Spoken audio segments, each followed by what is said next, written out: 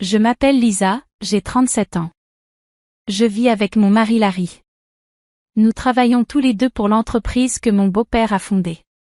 Bien que mon beau-père soit à la retraite, il a transformé une petite entreprise de construction en une affaire qui génère 300 millions de dollars par an. Il a racheté d'autres entreprises de construction, bien qu'il puisse être strict parfois, tout le monde admire ses grandes compétences en affaires. Larry, qui a été choisi pour suivre les traces de son père, a été élevé comme un enfant gâté et a un caractère doux. Je m'inquiète qu'il ne soit pas assez solide pour le monde des affaires. Bien que la gentillesse puisse sembler une bonne qualité, en réalité, il est très indécis. J'ai commencé à ressentir qu'il n'était pas à la hauteur pour être un mari, encore moins un PDG. Larry a même admis, « Je ne suis pas fait pour être PDG, je serai probablement juste une figure de proue si je le deviens. C'est plus facile ainsi pour moi. » Il ne montre aucune réelle intention de prendre l'entreprise au sérieux. Nous sommes mariés depuis 10 ans, et dernièrement, je suis frustrée par son manque d'initiative. Contrairement à Larry, je me considère comme assez décidée. Il semble que mon beau-père, durant ses années actives, appréciait cela chez moi et m'a confié plusieurs tâches importantes. Avant de me marier avec Larry, je travaillais dans une banque, donc je suis habituée à gérer des finances et je pense toujours aux chiffres dans mon travail. Lorsque je me suis mariée, j'ai quitté mon emploi à la banque et j'avais prévu de devenir femme au foyer à plein temps, mais mon beau-père m'a demandé de travailler dans l'entreprise de construction. Peu après avoir commencé à travailler, il a commencé à m'inviter à participer aux réunions du conseil et à demander mon avis sur les questions de gestion. Au début, les membres du conseil semblaient sceptiques à l'idée d'inclure la belle-fille du fondateur dans des réunions importantes, mais à mesure que je fournissais constamment des idées utiles, ils ont commencé à écouter mes suggestions. Bien que Larry soit également membre du conseil, il assistait rarement aux réunions, et cela était considéré comme normal par les autres membres du conseil et par mon beau-père. Un jour, en rentrant d'une réunion, j'ai trouvé Larry en train de regarder la télévision avec nonchalance. « Pourquoi n'es-tu pas allé à la réunion aujourd'hui ?» ai-je demandé, agacée. « Tu es un membre clé, tu devrais prendre ça au sérieux. » Sans montrer aucune culpabilité, il a répondu, « Même si j'y vais, je ne comprends pas grand-chose aux discussions. De plus, les membres du conseil te préfèrent, donc ce n'est pas un problème, n'est-ce pas ?» Je me demande s'il était contrarié par mon implication dans les réunions du conseil, bien qu'il ait fait de tels commentaires. Mon beau-père m'a appris les détails de la gestion de l'entreprise et semble me préparer à devenir sa successeur. J'ai commencé à aimer être impliqué dans la gestion et, avant que je ne m'en rende compte, je travaillais dur pour répondre aux attentes de mon beau-père. Environ 3 ans après avoir commencé à participer aux réunions, mon beau-père s'est entièrement retiré des affaires. Lorsque des décisions importantes devaient être prises, les membres du conseil me consultaient, tandis que Larry était mis de côté. J'espérais qu'une telle situation pousserait Larry à faire plus d'efforts, mais au lieu de cela, il est devenu encore plus détaché du travail.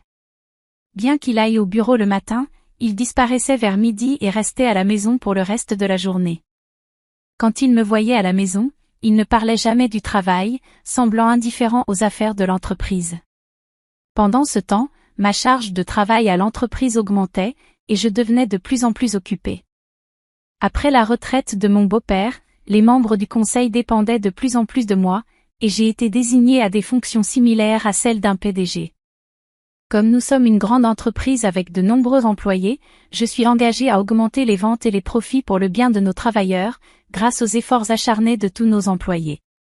Nos ventes ont commencé à augmenter et j'ai trouvé la gestion de l'entreprise de plus en plus intéressante, m'impliquant davantage dans le travail. En revanche, mon mari, Larry, semblait perdre tout intérêt pour le travail, et ses apparitions à l'entreprise se faisaient de plus en plus rares. La conversation entre nous à la maison diminuait, et notre relation commençait à devenir tendue. « J'ai vu ta sœur Nancy aujourd'hui, nous avons déjeuné ensemble », a dit Larry en rentrant à la maison. Ma sœur, Nancy, a 3 ans de plus que moi et a divorcé il y a environ 4 mois. La cause du divorce était une infidélité de sa part, ce qui a causé une grande confusion lorsque son mari, furieux, a fait irruption chez nos parents. Mon mari de l'époque est allé chez mes parents pour calmer le mari de Nancy à ma place, car j'étais occupée avec le travail. Larry, qui a grandi dans un environnement doux et qui a une personnalité calme, a réussi à convaincre le mari furieux de Nancy de partir, au moins pour le moment. Plus tard, Nancy m'a dit, « Ton mari est vraiment incroyable. Il a géré mon mari si facilement. » Elle a complimenté Larry. Le mari de Nancy, dans sa colère, a dû être désarmé par le calme et la sérénité de Larry. Nancy a réussi à divorcer après avoir payé une pension alimentaire, mais depuis cet incident, elle semblait voir Larry sous un autre jour. Jusqu'alors, elle considérait Larry, qui n'était pas particulièrement séduisant et plutôt indécis, simplement comme un enfant riche et gâté. Mais après l'incident, elle a commencé à croire qu'il était un homme d'affaires respectable. Maintenant, célibataire après son divorce, Nancy voyait probablement Larry comme une grande opportunité, puisqu'elle a toujours adoré les hommes riches. Mais moi, totalement concentrée sur mon travail, je ne pouvais imaginer une telle chose. Évidemment, ma sœur ne savait pas que Larry n'était qu'un exécutif de façade et qu'il ne gérait pas vraiment l'entreprise.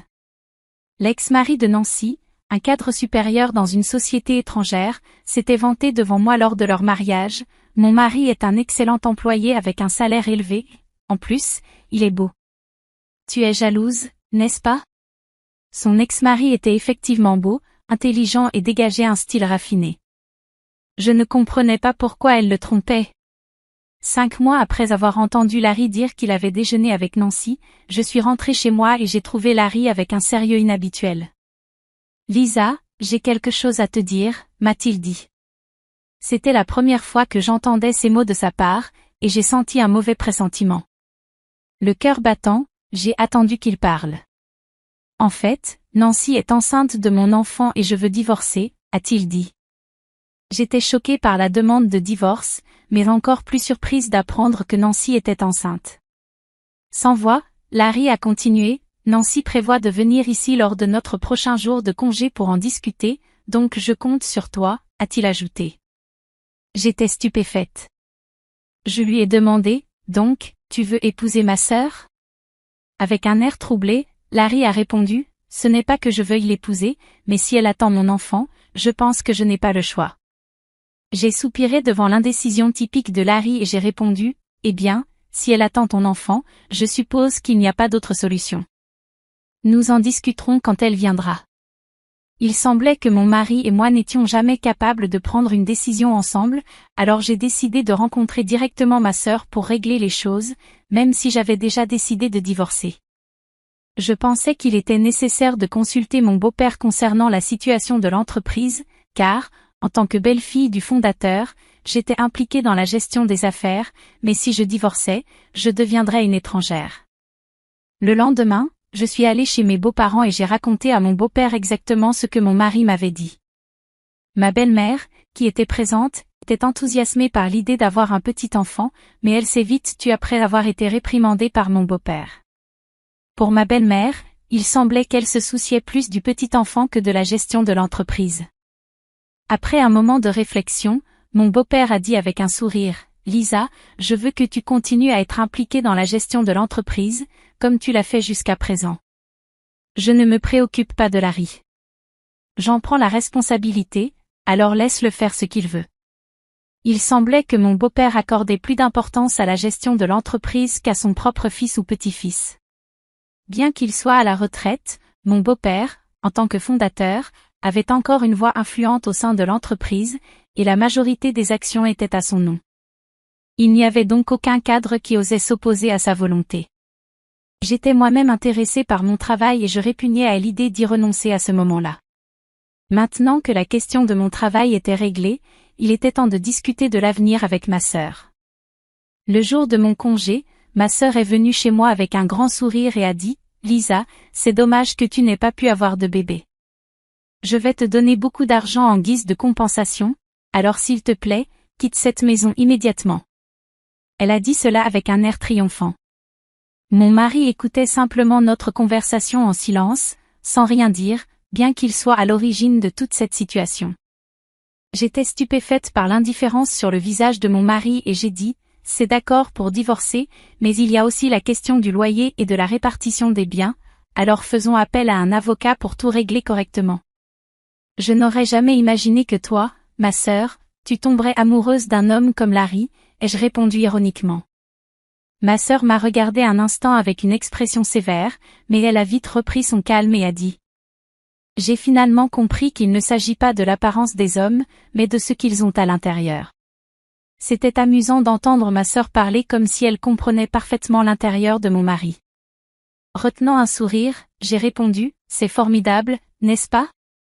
À partir de maintenant, vis heureuse avec Larry. Elle, intérieure, dont parlait ma sœur devait probablement être l'argent. Elle semblait croire que mon mari était le président de l'entreprise de mon beau-père, mais il ne semblait pas qu'elle ait entendu cela directement de lui. Lorsque la discussion s'est terminée, ma sœur a dit qu'elle commencerait à vivre ici et a fait venir une entreprise de déménagement. J'ai seulement pris les affaires nécessaires, car, connaissant le tempérament impulsif de ma sœur, j'avais déjà trouvé un nouvel appartement. J'avais également engagé un avocat et préparé les documents pour la répartition des biens et les demandes de pension alimentaire. Le lendemain, après avoir déménagé mes affaires, j'ai entamé les négociations concernant la pension alimentaire et la répartition des biens avec mon mari et ma sœur, accompagnés de mon avocat. Mon mari restait assis là, toujours avec une expression indifférente, tandis que seule ma sœur parlait. Comme je l'ai dit auparavant, je suis prête à te verser toute la pension alimentaire que tu veux, alors décide quand cela te conviendra, a dit ma sœur. En entendant ces mots, mon avocat a décidé de demander une pension alimentaire à ma sœur en plus de celle de mon mari. Ma sœur payait encore une pension alimentaire à son ex-mari en plusieurs versements, donc mon avocat m'avait dit qu'il pourrait être impossible de lui en demander une aussi, mais puisqu'elle avait déclaré qu'elle paierait ce que je voudrais, j'ai décidé de faire la demande. Quand est venu le moment des négociations sur la répartition des biens, ma sœur a dit avec excitation, « Cette maison appartient à la famille de Larry à l'origine, donc elle ne devrait pas faire partie de la répartition des biens, non ?» L'avocat a répondu calmement, « Ce bâtiment et le terrain appartiennent à l'entreprise, donc c'est à l'entreprise de décider. » Il semblait que même mon mari pensait que cette maison appartenait à son père. Vraiment? Je pensais que cette maison appartenait à papa, a-t-il dit nonchalamment. Ma sœur, quant à elle, était perplexe et a confronté l'avocat. Attends, ça veut dire que je ne peux pas vivre dans cette maison? L'avocat a répondu de manière professionnelle, comme c'est une propriété de l'entreprise, vous pouvez continuer à y vivre si l'entreprise l'autorise. En entendant cela, ma sœur a poussé un soupir de soulagement. Ah, tu aurais dû dire ça dès le début. Tout ira bien, puisque Larry, le président, va vivre ici. L'avocat a eu un moment de surprise, puis a éclaté de rire. De quoi parlez-vous? Lisa est la présidente, pas Larry. En voyant ma sœur, qui prévoyait de se marier avec mon mari sans même savoir cela, j'ai commencé à rire. Elle s'est immédiatement tournée vers mon mari et a crié, « Larry, tu n'es pas le président ?»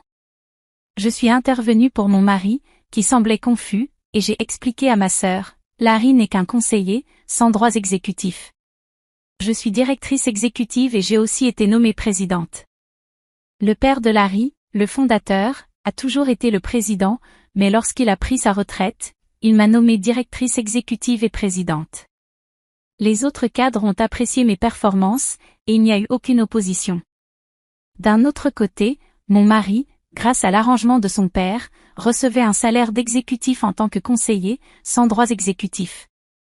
C'est encore plus triste qu'être un simple employé, car bien que cela soit appelé un salaire d'exécutif, comme il ne faisait réellement aucun travail, c'était moins que ce qu'un employé ordinaire gagnerait.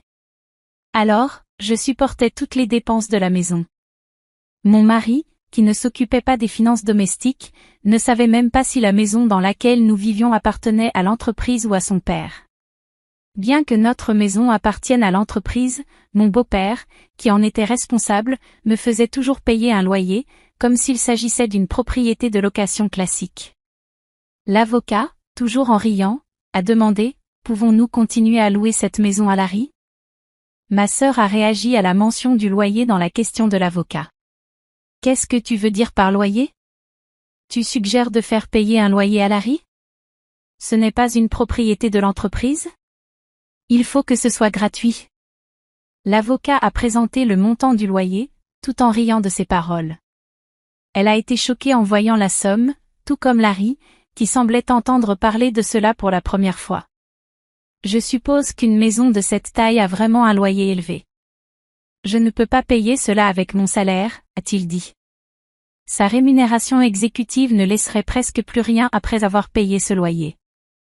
Leurs dépenses seraient difficiles à couvrir. Pendant les 6 années de notre mariage, Larry a dépensé l'intégralité de sa modeste rémunération exécutive. Mon salaire partait également dans le loyer élevé et les dépenses de la maison. Il ne restait presque plus d'actifs, et la seule option pour la répartition des biens était de diviser les économies. Après le départ de l'avocat, ma sœur, qui venait de découvrir que la maison qu'elle attendait en était en fait qu'une location, semblait complètement abattue, fixant le vide. Larry, comme toujours, souriait. J'ai suggéré, pourquoi ne pas retourner vivre chez vos parents? Ta mère était si heureuse d'apprendre la nouvelle de la grossesse. Larry acquiesça, mais intérieurement, je ne pouvais m'empêcher de rire en me demandant pourquoi je devais encore prendre en compte cet homme qui était sur le point de devenir mon ex-mari. Je me suis inquiétée un moment de savoir si cet homme peu fiable pourrait élever un enfant, mais j'ai décidé que cela ne me concernait plus. Je demandai à ma sœur, qui semblait avoir oublié sa propre pension alimentaire, « Tu es d'accord avec le paiement de la pension, grande sœur? Tu paraissais très confiante, mais tu paies aussi une pension à ton ex-mari, non ?» Elle fut stupéfaite en entendant cela, son visage revenant soudain à la réalité. « Pension? Je dois aussi payer ça ?» demanda-t-elle, étonnée, comme si elle n'avait rien entendu des discussions précédentes. « Tu avais dit que je vais te donner beaucoup d'argent. Mais tu n'espérais pas que je devais payer, hein? » Mon salaire est vraiment bas, répondit-elle. Larry et ma sœur échangèrent des regards surpris. Les voir ainsi me donna envie d'éclater de rire. J'avais déjà obtenu les signatures sur les papiers du divorce et les documents de la demande de pension alimentaire, donc cela ne m'importait plus. Mais voir Larry et ma sœur dans cet état était pathétique. Mon ex-mari, qui s'était remarié avec ma sœur, est retourné chez ses parents, comme je l'avais prévu. Mais il semblait y avoir des disputes constantes entre ma sœur et mes beaux-parents. La cause principale du conflit était le mensonge selon lequel ma sœur était enceinte de mon ex-mari. Sa mère, qui attendait impatiemment un petit enfant, était extrêmement furieuse. Mon beau-père, qui n'avait jamais apprécié ma sœur dès le début, parce qu'elle avait volé son fils, ne lui parlait même pas. Il payait la pension alimentaire à Larry, et j'ai tout reçu. Mais ma sœur, voyant cela, lui supplia, « Beau-père, pourriez-vous, s'il vous plaît, payer aussi ma pension ?» À cela, mon beau-père répondit, « Je n'ai aucune raison d'être appelé « beau-père » par toi. » Il était en colère. Ne parvenant à rien obtenir de ce qu'elle espérait, ma sœur a fui la maison familiale de mon ex-mari sans dire un mot et a disparu. Elle s'était pratiquement remariée avec mon ex-mari uniquement pour supporter le fardeau de la pension, ce qui était une énorme folie. Mon ex-mari semblait envisager de revenir avec moi, mais son père l'a réprimandé, « Tu es le genre d'homme qui ne devrait jamais même penser à avoir une famille. Tu n'arrives même pas à t'occuper correctement de toi-même. » En observant tout cela, j'ai réfléchi à la manière dont les choses en étaient arrivées là. Au final, j'ai tourné la page sur toute cette situation. Je me suis concentrée sur mon travail et sur ma nouvelle vie, laissant derrière moi le drame qui avait consumé mon mariage. Il était clair que Larry et ma sœur avaient leur propre chemin à suivre, et je ne faisais plus partie de leur vie enchevêtrée. Cette expérience m'a beaucoup appris sur la confiance, la responsabilité et l'importance de prendre des décisions par soi-même. Je ne reviendrai jamais avec mon ex-mari, même s'il me suppliait. J'avais cessé de croire en lui quand il m'avait trahi avec ma sœur, et j'étais dégoûtée par son attitude indifférente pendant nos discussions. Il a été licencié de son poste exécutif et travaille maintenant comme employé temporaire. Son comportement pendant notre mariage et après l'affaire a montré qu'il n'était pas quelqu'un en qui je pouvais avoir confiance ou sur qui je pouvais compter. Le manque d'engagement envers notre relation et envers l'entreprise prouvait clairement qu'il n'était pas prêt à assumer les responsabilités qui lui incombaient. Le voir maintenant, réduit d'un cadre exécutif à un employé temporaire, ne fait que renforcer ma décision d'avancer sans lui. Je suis restée PDG, ce qui est la chose la plus importante dans ma vie. Gérer l'entreprise me donne un sens du devoir et une satisfaction profonde. Cela me garde concentrée et motivée, et je suis fière du travail que j'accomplis chaque jour. Je m'efforce d'améliorer l'entreprise pour le bien de nos employés et de leurs familles. Mon rôle de PDG est devenu central dans mon identité, et je ne peux pas imaginer y renoncer. Je ne pense même pas à me remarier après cette rupture. L'idée de commencer une nouvelle relation ne m'attire pas pour l'instant. J'ai traversé trop de turbulences émotionnelles pour envisager cela maintenant. Au lieu de cela, je veux me concentrer sur moi-même et sur ma carrière. Il y a tant que je veux accomplir, et je ne veux pas de distraction. J'ai gardé contact avec mon beau-père, et je cherche ses conseils quand c'est nécessaire. Il a été un grand soutien tout au long de cette période, et son expérience et sa sagesse sont inestimables. Chaque fois que je fais face à une décision difficile ou que j'ai besoin d'une orientation, je peux compter sur lui pour me donner des conseils judicieux. Notre relation s'est renforcée, et je suis reconnaissante de l'avoir comme mentor. Pour l'instant, je veux me concentrer sur l'entreprise et la considérer comme un mariage. Ma dévotion à l'entreprise ressemble à un mariage, elle exige de la dévotion, du travail acharné et de la passion. Je veux m'assurer que l'entreprise continue de prospérer et que nos employés bénéficient d'une sécurité d'emploi et d'un avenir stable. Leur bien-être est important pour moi, et je prends mes responsabilités de PDG très au sérieux. Ce parcours m'a beaucoup appris sur la résilience et l'importance d'être fidèle à soi-même. Malgré les défis personnels que j'ai affrontés, j'ai réussi à maintenir l'entreprise sur une voie stable et même à atteindre une croissance. Ce n'est pas toujours facile, mais savoir que j'apporte une différence positive dans la vie des gens me donne de la force. En fin de compte, mon objectif reste de diriger l'entreprise et de soutenir mon équipe. Je suis déterminée à construire un avenir prospère pour nous tous. Bien que ma vie personnelle ait connu des hauts et des bas, ma vie professionnelle me donne stabilité et satisfaction. C'est là que je trouve ma force et ma motivation, et c'est là que je choisis de concentrer mon énergie pour l'avenir proche.